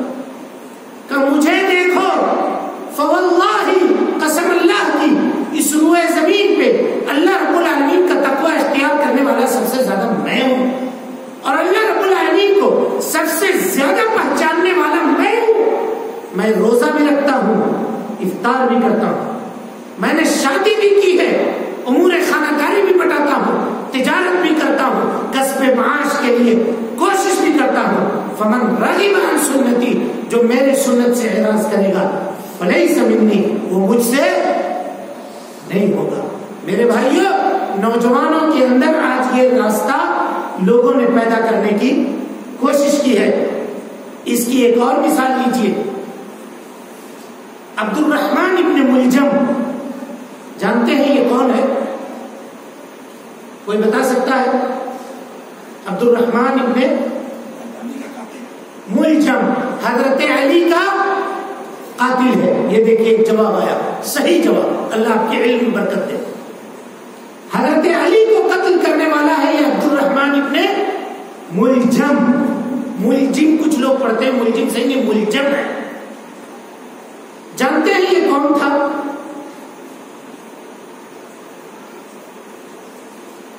حضرت عمر ابن عاص نے جب مصر کے گورنر تھے تو انہوں نے حضرت عمر ابن خطاب کو خط لکھا مدینے میں. کیا خط لکھا؟ کہا کہ مجھے مصر کے اندر ایک حافظ کی اور ایک قاری کی ضرورت ہے. غور کیجیے گا، غور سے سنیے گا کہ ایک حافظ اور ایک قاری کی ضرورت ہے. مدینے میں اگر کوئی اچھا حافظ اور قاری ہو تو آپ اس کو مصر بھیجیے تاکہ وہ لوگوں کو قرآن سکھائے. حضرت عمر ابن خطاب نے اسی عبد الرحمن ابن ملجم کو لیا اور خط لکھا عمر ابن عاص کو اور کہا کہ سنو، یہ شخص قرآن مجید کا حافظ ہے، نہایت متقن ہے. آثر تو نفسی، میں یہ چاہ رہا تھا کہ یہ میرے پاس مدینے میں رکے، لیکن جب تم نے مطالبہ کر دیا تو میں نے اپنی ذات کے اوپر تم کو ترجیح دی ہے. یہ لو، اس کے کھانے پینے کا اچھا انتظام کرنا، اس کو مسجد میں ٹھہرنے کا اچھا انتظام کرنا، لوگ اس کے سامنے آئیں اور اس سے آگے قرآن مجید کا علم سیکھیں. اور یہ عبد الرحمن ابن ملجم، اس نے قرآن مجید پڑھنا اور قرآن مجید حفظ کرنا سیکھا تھا. کس سے جانتے ہیں؟ حضرت معاذ ابن جبل رضی اللہ تعالیٰ عنہ سے. جبل العلم، جلیل القدر صحابی، سابقین اولین صحابہ کرام میں سے معاذ ابن جبل، ان سے سیکھا تھا علم قرآن مجید کا. آ گئے مصر میں رہنے لگے. یہ اور اس کے ساتھ دو آدمی، یہ لوگ جمع ہوئے رمضان المبارک میں خانہ کعبہ کے صحن میں. سنیے گا غور سے، وہاں جمع ہوئے اور جمع ہونے کے بعد ان لوگوں نے غور و فکر کیا کہ اس روئے زمین پہ اس وقت سب سے زیادہ گمراہ آدمی کون ہے، سب سے زیادہ گمراہ آدمی کون ہے. تو جانتے ہیں وہ کس نتیجے پر پہنچے؟ جب ان لوگوں نے یہ سرچ کیا کہ اس روئے زمین پہ سب سے گمراہ آدمی کون ہے، تو ان کے نزدیک، ان کے علم کے مطابق سب سے گمراہ آدمی روئے زمین میں اس وقت ایک نمبر پہ حضرت علی ابن ابی طالب خلیفہ راشد چہارم میں، جو روئے زمین پہ اس وقت سب سے بہترین آدمی تھے تینوں خلیفہ کے انتقال ہو جانے کے بعد. اس کو ان لوگوں نے دنیا کا سب سے گمراہ آدمی تصور کیا. اور دوسرے نمبر پہ حضرت معاویہ ابن ابی سفیان کو کہا کہ یہ روئے زمین پہ حضرت علی کے بعد سب سے گمراہ آدمی ہے. اور تیسرے نمبر پہ حضرت عمر ابن عاص کو، جو صحابی رسول ہیں، مصر کے جو گورنر تھے، ان کو تیسرے نمبر کا سب سے گمراہ آدمی تلاش کیا. کہا بغیر علماء کے سامنے زانوئے تلمس تہ کیے ہوئے دین کو سیکھنے کی اگر کوئی کوشش کرے گا تو یوں ہی ٹانگ تو ہی کھائے گا. صحیح کو غلط اور غلط کو صحیح کرے گا، اس کو کچھ سمجھ میں نہیں آئے گا وہ کس وادی میں بھٹک رہا ہے اور کہاں وہ جا رہا ہے. حضرت علی کو قتل کرنے والا کوئی کافر نہیں تھا، قرآن کے قاری تھے، قرآن مجید کے حافظ تھے. اللہ اکبر. اور فیصلہ کہاں کر رہے ہیں؟ دیکھیے، یہ فیصلہ کر رہے ہیں کعبہ میں بیٹھ کے، کعبہ کے صحن میں بیٹھ کے. اور دیکھیے کہ کس طرح سے آدمی گمراہ ہوتا ہے. اور یہ فیصلہ ان لوگوں نے یہ کیا کہ بھائی دیکھو، ہم تینوں لوگ ایک ہی دن میں حملہ کریں گے. عبد الرحمن ابن ملجم نے کہا کہ میں علی ابن ابی طالب کو کافی ہو جاؤں گا، ایک نے کہا کہ میں عمر ابن عاص کو دیکھ لوں گا رضی اللہ عنہ، تیسرے نے کہا کہ میں حضرت معاویہ بن ابو سفیان کو دیکھ لوں گا رضی اللہ عنہم اجمعین۔ طے کیا کہ 17 رمضان کو، جو رمضان کا مہینہ سال کے دیگر مہینوں میں عبادت اور فضیلت کا مہینہ ہے، کا اس مہینے کا انتخاب کیا اور کہا 17 رمضان المبارک کو فجر کے نماز کے وقت یہ کام ہم تینوں کو کر دینا ہے، ایک ساتھ کرنا ہے، ایک ساتھ کرنا ہے۔ یہ میں کیا بتانا چاہ رہا ہوں آپ اس کو جانتے ہوں گے، اس کو سمجھتے ہوں گے، وہاں تک آپ پہنچ گئے ہوں گے۔ اب اس کے بعد 17 رمضان المبارک کی صبح فجر کی نماز کے لیے حضرت علی ابن ابی طالب اپنے گھر سے باہر نکلے اور آپ آواز لگا رہے تھے الصلاۃ الصلاۃ الصلاۃ، لوگوں کو جگاتے ہوئے گاؤں سے گزر رہے تھے کہ اور جو دوسرے لوگ ہیں جو سوئے ہوئے ہیں وہ سب کے سب جاگ جائیں یا سب کے سب مسجد میں حاضر ہو جائیں، پہنچ جائیں۔ یہ شخص 1.5 مہینے تک اس نے اپنے تلوار کو زہر میں بھگو کر کے رکھا تھا، زہر پلانا جس کو کہتے ہیں وہ پلا کر کے رکھا تھا، اور اس کے بعد اندھیرے میں حضرت علی بن ابی طالب کو گھیر کر کے سر کے اوپر اس نے وار کیا اور یہ زخم لگا۔ اس زخم کے دوسرے دن حضرت یا تیسرے دن حضرت علی بن ابی طالب اس دنیا سے رخصت ہو گئے، اس دنیا سے چلے گئے۔ جب اس شخص کو پکڑا گیا عبد الرحمن ابن ملجم کو، اور جب اس کو قصاص کے لیے قتل کیا جا رہا تھا تو اس کے جملے غور سے سنیے گا۔ اس نے یہ کہا کہ میرے گردن کو ایک بار مت اڑانا، ڈائریکٹ مجھ کو قتل مت کرنا۔ کہا کیوں؟ کہا ایک ایک جسم کا ایک ایک ٹکڑا الگ الگ کاٹنا۔ کیوں اپنے آپ کو عذاب دینا چاہتے ہو؟ کہ اس لیے کہ میں یہ چاہتا ہوں کہ میرے جسم کا انگ انگ اللہ رب العالمین کے راستے میں تڑپے۔ یہ دیکھ رہے ہیں جذبہ، یہ جذبہ پیدا کہاں سے ہوا تھا؟ اس غلط فکر کی وجہ سے جو اس کے دماغ کے اندر ڈالا گیا تھا، جو خوارج نے اور صحابہ کرام سے دشمنی رکھنے والے لوگوں نے بغیر علم کے اس شخص کے دماغ کے اندر پلایا تھا۔ میرے بھائیو، شیطان نے جیسے اس کو بھٹکایا تھا، وہ جانکار ہونے کے باوجود راستے سے کس طرح سے بھٹک گیا، کس طرح سے گمراہ ہو گیا، یہ ایک مثال آپ کے سامنے میں لا کر کے پیش کرتا ہوں۔ آج کل کے نوجوان بھی جو کبھی تدین کی طرف آئے اور اللہ رب العالمین کی جانب پلٹے تو یوں ہو گئے کہ جیسے لگا کہ اب کچھ بھی نہیں ہے، اور کوئی بھی آ کر کے کہہ گیا کہ میاں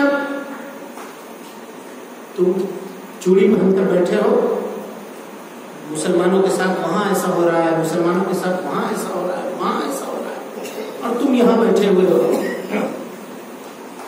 علم نہ ہونے کی بنیاد پر، سمجھ نہ ہونے کی بنیاد پر، اور قرآن اور حدیث کی معلومات نہ ہونے کی بنیاد پر یہ آدمی اس پرخطر راستے میں کود گیا اور خود بدنام ہوا، اور ساتھ میں اس نے پورے قوم کو بدنامی کا توق اس کے گلے کے اندر ڈالا۔ یہ چیزیں آئی کہاں سے؟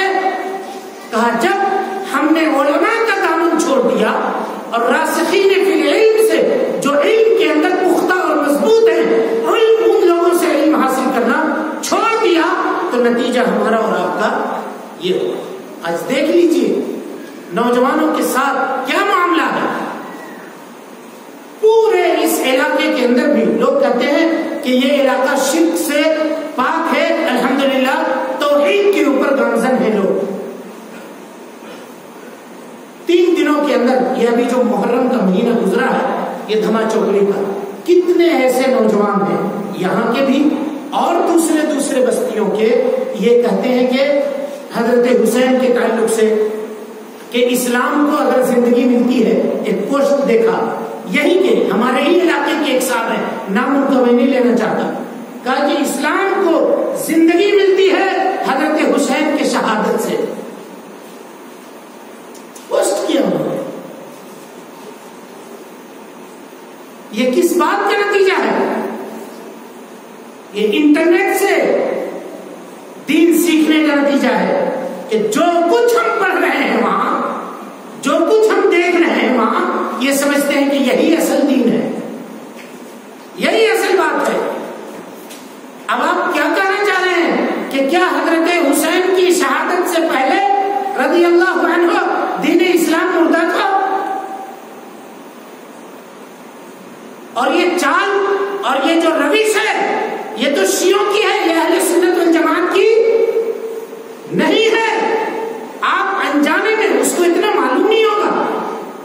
ہمارا حسن ظن ہے اس آدمی کے تعلق سے کہ اس کو معلوم نہیں ہوگا، لیکن نہ علم ہونے کی بنیاد پر اس نے اس بات کو عام کیا اور لوگ اس کو دیکھتے ہیں، چلتے ہیں، پھرتے ہیں.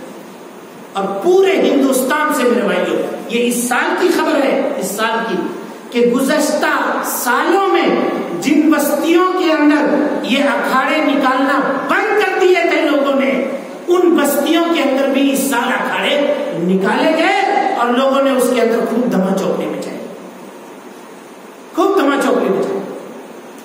یہ جذبہ پیدا ہوا نوجوانوں کے اندر کہ ہم اسلام کے تاریخ کا اور اسلامی معاملات کا اور اسلام کے رسوخ کا مظاہرہ کریں گے، اور مظاہرہ کرنے کا جو راستہ ان لوگوں نے چنا ان کو سامنے یہی راستہ نظر آیا. یہ کیوں ہوا؟ یہ اس لیے ہوا کہ انہوں نے علماء کرام کے سامنے، صحیح علم والوں کے سامنے جا کر کے اس چیز کو سمجھا نہیں، یہ کیا چیز ہے، یہ کیا معاملہ ہے، اس کو جاننے کی ان لوگوں نے کوشش نہیں کی. عنوان ہمارا اصلاح معاشرہ ہے، ورنہ ہم نے یہ سوچا تھا کہ آج اسی موضوع پہ آپ کے سامنے گفتگو کرتا کہ واقعہ کربلا کی اصل میں اس کی حقیقت کیا ہے اور یہ ہے کیا چیز اور اس کو لوگوں نے بنایا کیا ہے. خالص سیاسی معاملہ ہے، خالص، جس کو لوگوں نے دین کا نام دیا، اور جو اہم معاملہ تھا کہ جس میں اللہ کے نبی صلی اللہ علیہ وسلم نے روزہ رکھنے کی ترغیب دی تھی اور صحابہ کرام روزہ رکھا کرتے تھے، آج کے لوگوں نے اس معاملے کو پلٹ دیا. آج لوگ شربت اور دودھ پی رہے ہوتے ہیں جہاں پوری کی پوری دنیا کو چاہیے تھا، مسلم دنیا کو، کہ وہ روزہ رکھے. یہ ہوا. اور اس میں میرے بھائیوں جو لوگ اپنے آپ کو اہل سنت و جماعت کہنے والے ہیں، جو اپنے آپ کو شیعوں کے مقابلے میں سنی کہتے ہیں، انہوں نے بھی شیعوں کے شانہ بشانہ چل کر کے اس کو تہوار کی طرح اور اس کو اسلام کے ایک جزو کی طرح ماننا شروع کیا اور اس کو مان رہے ہیں. ان تمام چیزوں کو چھوڑ دیجئے.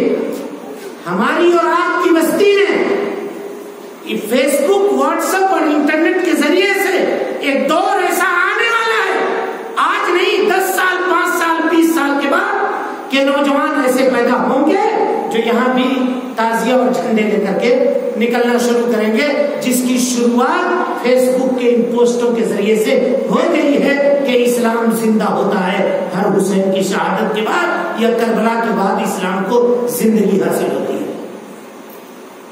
اس کی اصلاح کون کرے گا؟ نوجوانوں کے اس روش کو کون سدھارے گا؟ یہ ایک راستہ ہے، دینداری کا راستہ، جہاں سے شیطان ان کے سامنے آتا ہے. اور پھر دوسرا راستہ ہے ہرمان نصیبی کا، جو ہم سب کے پاس ہے. شیطان آتا ہے اور ہمیں اور آپ کو یہ ترغیب دیتا ہے کہ ابھی میاں ابھی بہت جوانی باقی ہے، جوان ہو جائیں گے، جوانی کے دن گھومنے پھرنے کے، اڑنے، کھیلنے، کودنے کے، بوڑھے جب ہو جائیں گے تب اللہ رب العالمین کے سامنے جھک جائیں گے، اللہ کے سامنے عبادت کر لیں گے. میں یہ اکثر کہا کرتا ہوں اور آج بھی آپ سے کہہ رہا ہوں کہ اس دنیا میں نوجوان زیادہ ہے یا بوڑھا زیادہ ہے؟ بولیے. نوجوان زیادہ ہے یا بوڑھا؟ نوجوان. اس کا کیا مطلب ہوا؟ کیا مطلب ہوا اس کا؟ نوجوان زیادہ ہے، اس کا مطلب یہ ہوا کہ ہر کسی کو بوڑھے ہونے کی مہلت نہیں ملتی ہے. ہر کسی کو بوڑھے ہونے کی مہلت نہیں ملتی ہے. کس وقت کب کس کی روح کہاں پرواز کر جائے یہ کسی کو معلوم نہیں ہے. گناہوں کا اسٹاک بنا کر کے رکھنا کہ بڑھاپے میں مسجد سے لگ کر کے توبہ کر لیں گے، یہ وہ خواب ہے جو کبھی پورا ہونے والا نہیں ہے. جب بوڑھا ہوں گے اس وقت شیطان آ کر کے یہ کہے گا کہ ابھی تو بوڑھے ہو، اچھے ہو، ٹھیک ہے بوڑھے ہو لیکن ٹھیک ٹھاک ہو بھی، ہاں چل پھر رہے ہو، دوڑ بھاگ رہے ہو، موٹر سائیکل چلا لیتے ہو، سائیکل چلا لیتے ہو، ابھی تھوڑا گھٹنے اٹھنے میں درد ہونے دو تب جائیں گے مسجد. اور جب وہ بھی ہو جائے گا تو کہ ابھی گھٹنے ہی میں درد ہوا ہے، تھوڑا کمر میں ہونے دو تب آئیں گے. ابھی وقت باقی ہے، ابھی بستر سے نہیں نہ لگے ہیں، چل پھر رہے ہیں، ٹھیک ٹھاک ہے، خالی تھوڑا گھٹنے میں ہے، تھوڑا کمر میں ہے. اور پھر اس کے بعد آدمی بستر پہ چلا جاتا ہے اور کس وقت اس کی روح دنیا سے یا اس کے جسم سے نکال لی جاتی ہے یہ کسی کو معلوم نہیں. علامہ ابن عثیمین رحمۃ اللہ علیہ کہتے ہیں اتفق العلماء قاطبۃ، پوری دنیا کے عقل مندوں کا اس بات کے اوپر اتفاق ہے، نوجوان غور سے سنیے گا، اس بات کے اوپر اتفاق ہے علی ان الموت، کہ موت لیس له سبب معین، اس کے لیے کوئی سبب متعین نہیں ہے. ہمارے نگاہ میں، ہمارے علم کے مطابق ہم اور آپ کوئی جانتا ہے کہ کون کس وجہ سے مرے گا؟ معلوم ہے کسی کو؟ نہیں معلوم ہے. ولا عمر معین، کوئی عمر متعین نہیں ہے. ایک نوجوان بھی مرتا ہے تو ایک دن کا بچہ بھی مرتا ہے، 2 سال کا بچہ بھی مرتا ہے، اور 60 سال کے بوڑھے آدمی کو بھی موت آتی ہے. اور کوئی ایسا بھی ہوتا ہے جس کو اللہ رب العالمین 100 سال سے زیادہ کی عمر بھی دیتا ہے، ایسا بھی ہے. اور کوئی ایسا ہے جو ابھی نوجوانی کی عمر کو بھی نہیں پہنچا تھا کہ وہ اس دنیا سے چلا جاتا ہے. کسی کو نہیں معلوم. علی ان الموت لیس له سبب معین ولا عمر معین ولا زمن معین، یأتیکم بغتہ، اچانک تمہارے پاس آئے گی، وانتم لا تشعرون، اور تم اس کا شعور بھی نہ رکھو گے، اور موت تمہارے پاس آ دھمکے گی اور تم کو اس دنیا سے لے کر کے رخصت ہو جائے گی، تم کو یہ دنیا چھوڑ کر کے جانا پڑے گا. اب ہم کس وقت کا انتظار کر رہے ہیں؟ یا ایک نوجوان عورت کس چیز کا انتظار کر رہی ہے؟ یا ایک نوجوان مرد اب کس دن کا انتظار کر رہا ہے کہ وہ اللہ رب العالمین کی طرف لوٹے گا، اللہ رب العالمین کی طرف آئے گا؟ اور میرے بھائیوں، ایک شخص جو اپنی جوانی کو لہو و لعب کے اندر گزارتا ہے اور بڑھاپے میں اللہ رب العالمین کی عبادت کرتا ہے، اور اس عبادت کے ذریعے سے وہ یہ چاہتا ہے کہ اللہ رب العالمین کی جنت کو حاصل کر لے، یہ ناممکن ہے. یہ لکھ لیجیے، ناممکن ہے. عبادت جوانی کی پسند ہے اللہ رب العالمین کو، اور اسی لیے اللہ رب العالمین نے کہا ہے کہ نبی صلی اللہ علیہ وسلم کی حدیث 7 قسم کے لوگوں کو اللہ رب العالمین کہاں رکھے گا؟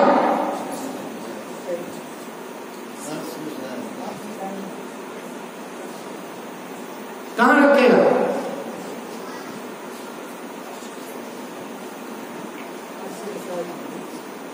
عرش کے سائے میں.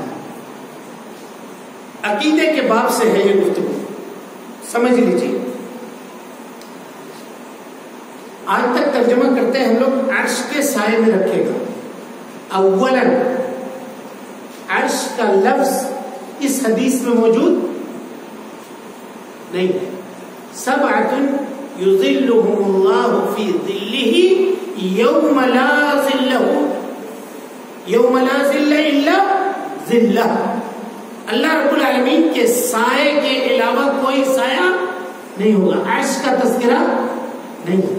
ایک دوسری حدیث میں عرش کے سائے کا تذکرہ ہے کہ عرش کے سائے میں اللہ رب العالمین رکھے گا. لیکن جب ہم سایہ کا تصور کرتے ہیں، دیکھیے گا خالص عقیدے کا بحث ہے، عقیدے کے باب میں آپ کو لے کر چلتا ہوں. سائے کا جب ہم تصور کرتے ہیں تو کیسا تصور ہمارے سامنے ہوتا ہے؟ کیسا تصور ہوتا ہے؟ ہاں، ہم اس چھت کے سائے میں ہیں. سایہ اس چھت کا کیسے بنے گا؟ جب سورج اس چھت کے، بولیے بھائی، اوپر ہوگا تب اس کا سایہ بنے گا. اللہ رب العالمین عرش پر ہے، الرحمن علی العرش استوى. اللہ رب العالمین عرش کے اوپر مستوی ہے.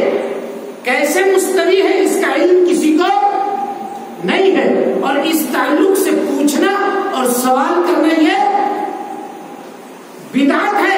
ہم پوچھ بھی نہیں سکتے، سوال بھی نہیں کر سکتے. اللہ رب العالمین نے یہ خبر دیا کہ اللہ رب العالمین عرش پر مستوی ہے. کیسے مستوی ہے؟ یہ اس کے جلال کو، اس کی کبریائی کو، اس کی عظمت کو جیسے مناسب ہے ویسے اللہ رب العالمین عرش کے اوپر مستوی ہے. اگر ہم عرش کا سایہ کریں گے تو سورج کو عرش کے اوپر جانا پڑے گا، اور یہ سورج رب العالمین سے بلند ہوگا، جبکہ اللہ رب العالمین کو علو مطلق حاصل ہے، اس سے کوئی بلند نہیں ہو سکتا. تب رہا کہ حدیث میں یہ خالص علمی بحث ہے، بھٹکیے گا نہیں، سمجھیے گا اچھے سے. کل چل کر کے یہ نہیں کہیے گا کہ ہم نے انکار کر دیا، اس حدیث کا انکار کر دیا. جی ہاں، جمشید پور میں ہماری تقریر ہوئی اسی تعلق سے، منہج سلف اور آج کے مسلم نوجوان، یہ عنوان تھا تقریر کا. تقریر کر کے ہم واپس آ گئے، 50 فون کال ہمارے پاس آتے ہیں کہ آپ مولانا صاحب اس حدیث کا کیسے انکار کرتے ہیں. حدیث کا ہم انکار نہیں کر رہے ہیں، بلکہ اس کیفیت کا انکار کر رہے ہیں جس کیفیت سے ہم سائے کو سمجھتے ہیں. ہم نے یہ کہا کہ حدیث میں دونوں لفظ ہیں، عرش کا سایہ، اللہ رب العالمین کا سایہ. اللہ رب العالمین کا سایہ یا عرش کا سایہ کیسے ہوگا اس کیفیت کا علم ہم کو نہیں ہے. دنیاوی اس کیفیت کے اوپر عرش کے سائے کی کیفیت کا قیاس ہم نہیں کر سکتے، کیونکہ اگر کریں گے تو یہ سورج رب العالمین سے بلند ہو جائے گا، بلند ہو جائے گا، جبکہ اللہ رب العالمین کو علو مطلق حاصل ہے، مطلق بلندی حاصل ہے، اس کے اوپر کوئی بلند نہیں ہو سکتا. سمجھ گئے مسئلے کو یا نہیں سمجھے؟ تب ترجمہ کیا کیجیے گا؟ قیامت کے دن اللہ رب العالمین اپنی تخلیق کردہ سایوں میں سے ایک سائے میں جگہ دے گا، جس دن اس کے سائے کے علاوہ کوئی دوسرا سایہ نہیں ہوگا. وہ سایہ رب العالمین کی تخلیق کردہ سایہ ہو کہ کیسے ہوگا، اس کی کیفیت کیا ہوگی، یہ رب العالمین ہی جانتا ہے. یہ خوبصورتی ہے اہل سنت والجماعت کے مسلک کا، اہل سنت والجماعت کے عقیدے کے باب کا. میرے بھائیوں، کچھ لوگوں نے عقیدے کے اسی باب کا سہارا لے کر کے اللہ رب العالمین کے صفات کا انکار کر دیا، کہ اللہ رب العالمین سمیع ہے. کہا ان اللہ سمیع علیم، اللہ رب العالمین سننے والا ہے، اللہ رب العالمین علیم ہے، جاننے والا ہے. معتزلہ آیا اور اس نے کہا کہ اللہ رب العالمین سمیع ہے، سننے والا ہے، لیکن بلا سماعت نہیں ہے. تو بغیر سماعت کے کیسے سننے والا ہے؟ بصیر ہے لیکن بصارت اللہ رب العالمین کو نہیں ہے. یہ معتزلہ نے کہا تو پھر تم کیوں کہتے ہو ایسا؟ کہا اگر ہم بصارت اللہ رب العالمین کے لیے ثابت کریں گے، اللہ رب العالمین کے لیے بصارت ثابت کریں گے، تو مخلوق سے اللہ رب العالمین کی تشبیہ لازم آئے گی. سمجھ رہے ہیں نہیں سمجھ رہے؟ یعنی مخلوق سے اللہ رب العالمین برابر ہو جائے گا. انسان بھی دیکھتا ہے، اللہ رب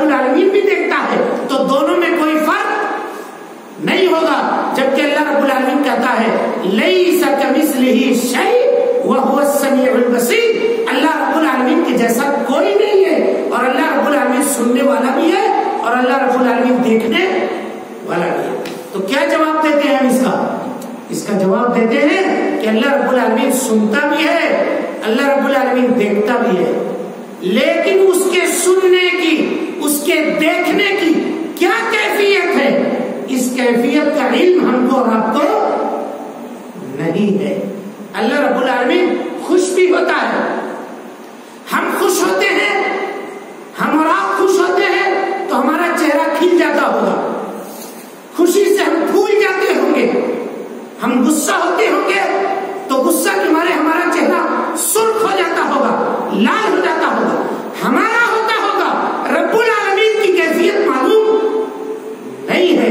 اللہ رب العالمین کیسے غصہ ہوتا ہے, اللہ رب العالمین کیسے خوش ہوتا ہے, یہ اس کے جلال کو, اس کی عظمت کو, اس کی بزرگی کو, اس کے کبریائی کو جیسا مناسب ہے ویسا وہ ہوتا ہوگا. ہم انسانوں کو اس کے پیچھے پڑنے کا حکم نہیں دیا گیا. اس صفات کے کل کے اندر یا صفات کے اندرونی معاملے کے اندر جھانکنے کا حکم ہم کو نہیں دیا گیا, اور اس کے ادراک کا مکلف ہم کو اور آپ کو نہیں بنایا گیا. یہ عقیدے کا باب تھا جس میں ہم آپ کو لے کر کے آگے بات چلی تھی, اس ذل سے اور اس سائے سے کہ 7 قسم کے لوگوں کو اللہ رب العالمین اپنے تخلیق کردہ سائوں کے اندر, سائے کے اندر قیامت کے دن جگہ دے گا, جہاں اس کے اس پیدا کردہ سائے کے علاوہ کوئی اور دوسرا سایہ نہیں ہوگا. اس میں میرے بھائیوں ایک خوش نصیب آدمی وہ ہوگا جس نے اپنی جوانی کو اللہ رب العالمین کی عبادت کے اندر گزار دی ہوگی.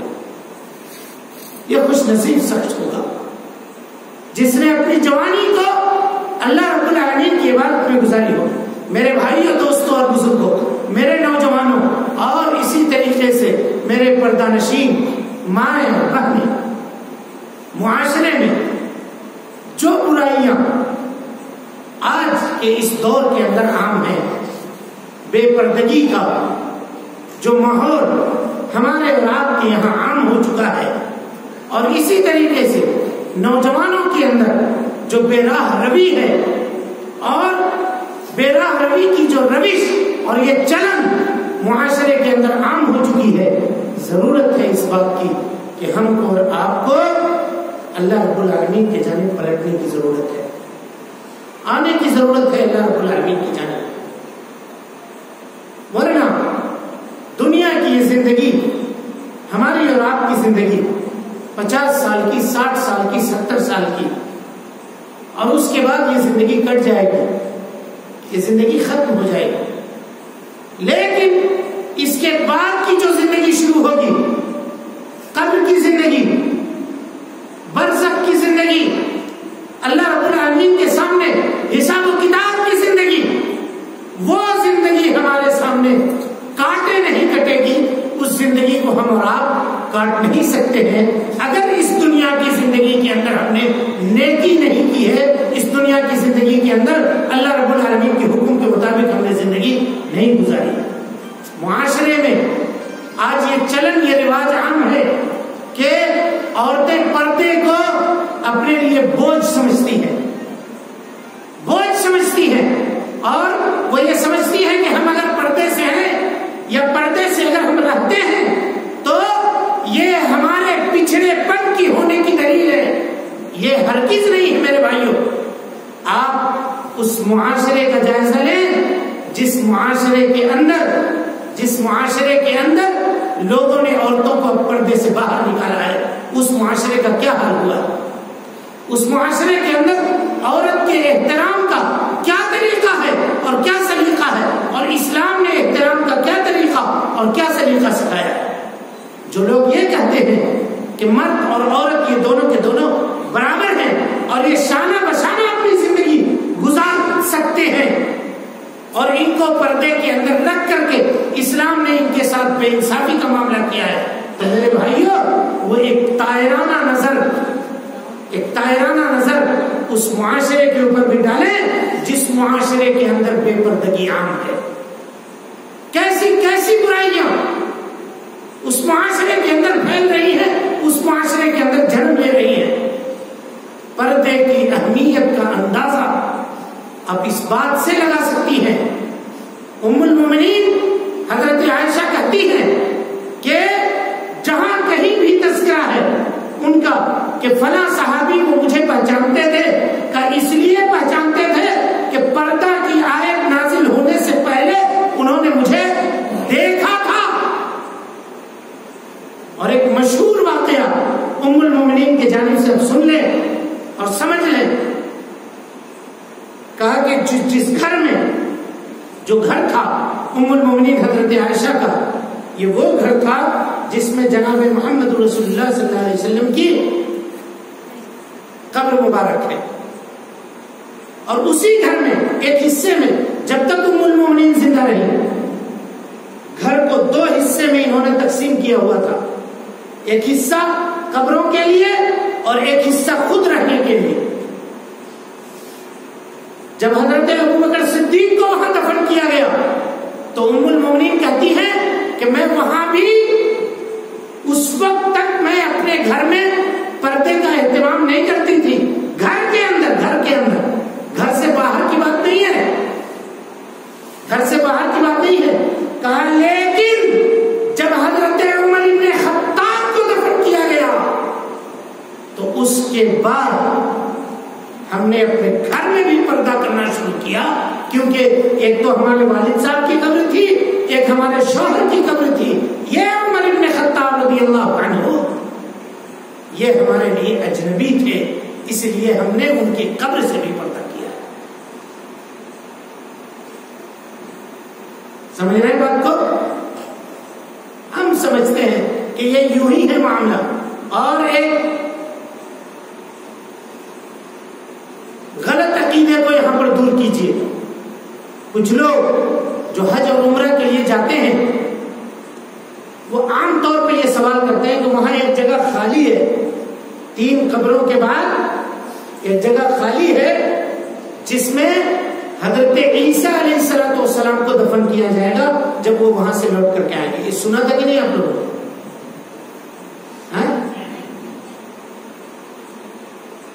سنے تھے؟ یہ نہیں سنے. بہرحال کہتے ہیں کہ ایک جگہ خالی، جبکہ یہ بات غلط ہے.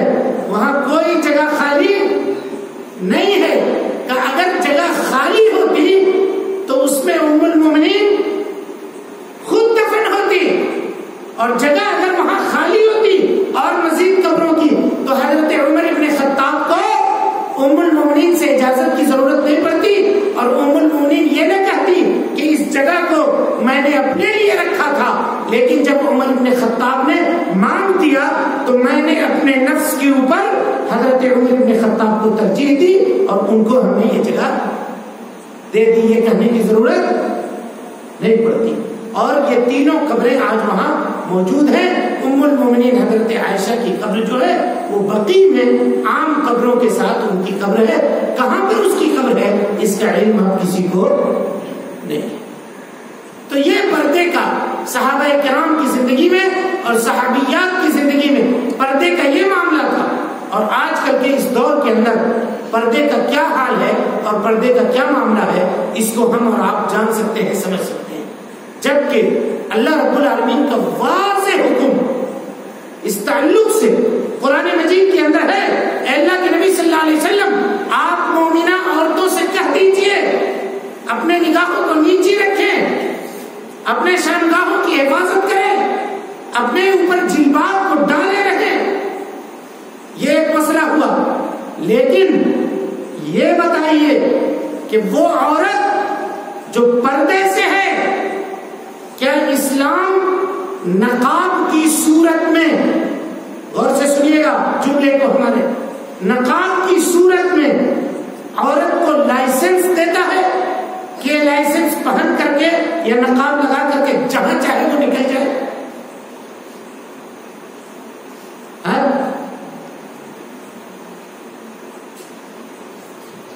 بولیے، دیتا ہے؟ نہیں دیتا.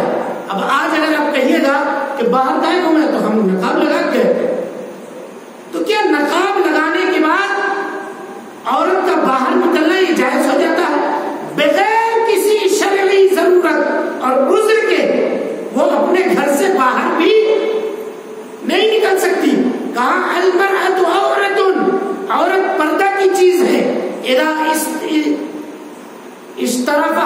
الشیاطین اذا خرجت، جب وہ اپنے گھر سے باہر نکلتی ہے تو شیطان اس کو اچک لیتا ہے، اس کے دل کے اندر طرح طرح کے وساوس، طرح طرح کی سازشیں، طرح طرح کی چالیں اس کے دل کے اندر پیوست کرتا ہے، جس سے وہ عورت گمراہ ہو سکتی ہے، جس سے وہ عورت اپنے دین کو خراب کر سکتی ہے، اپنے عقیدے کو، اپنے مذہب کے لیے، اپنے دین کے لیے، اپنے گھر والوں کے لیے بدنامی کا باعث اور سبب ہو سکتی ہے۔